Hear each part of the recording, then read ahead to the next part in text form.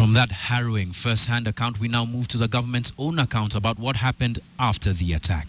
Deputy President William Ruto says members of the Shabaab terror group who killed the 28 passengers in Mandera did not live to celebrate the murderous plot. But as Ruto gave his statement on the state of security in the country, leaders across the country demanded that the government stops talking tough and shows Kenyans some tangible actions to overhaul the security sector. Patrick Amimo now reports. Deputy President William Ruto said security forces moved swiftly and dealt a deadly blow to the terrorists who attacked Arabia. 2 successful operations in the hideouts of the perpetrators of the Mandera executions were swiftly carried out across the border. Our retaliatory action left in its trail more than 100 fatalities. It also destroyed 4 technicals and the camp from which this crime was planned. Ruto says security forces have continued to improve their anti-terrorism capability and have detected and prevented numerous plans and attempts to attack civilians at strategic installations. But just why did the Mandera attack escape detection? This incident was planned from across the border in a sector that is manned by a different country in Somalia. The government dismisses Al-Shabaab's claims that Mandera massacre was retaliation against closure of 4 mosques in Mombasa County.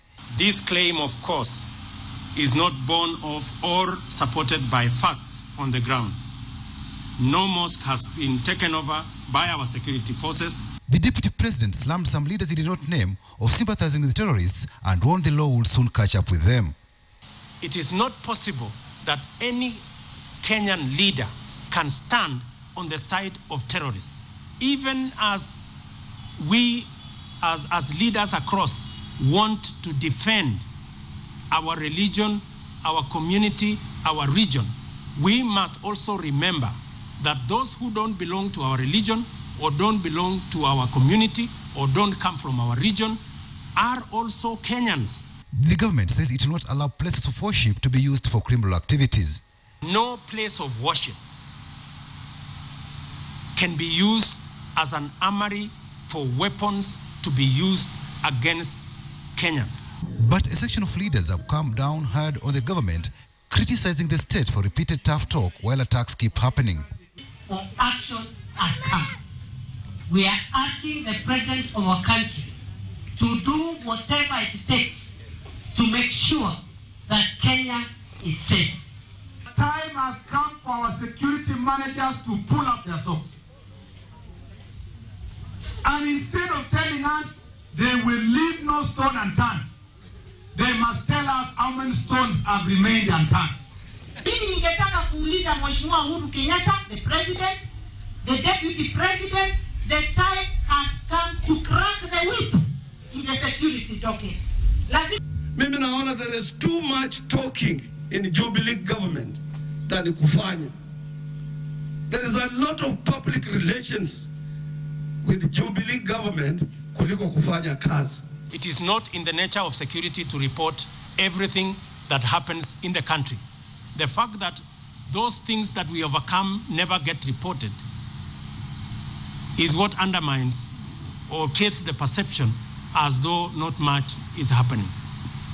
For now, the government says it's found a strategy on how to deal with the mounting security challenges in the country. And for those who wanted to see a shuffle in the top security agencies, the government says that question is for another day. Patrick Amimo, KTN, Nairobi. Now, as if to corroborate what the deputy president was saying, the Kenya Defense Forces have released an account of their actions, the actions that they took after the Dawn Mandera attack. According to the KDF, yesterday, KDF ground troops and helicopter gunships pursued and killed 20 Al-Shabaab fighters along the Kenya-Somali border as they tried to flee. After the first hit, the KDF then says they destroyed the Gondowe Al-Shabaab camp 21 kilometers from the Somali-Kenyan border, killing 50 Al-Shabaab members. And today, the KDF says that another camp 10 kilometers from Gondowe was destroyed, where 45 Al-Shabaab fighters were killed.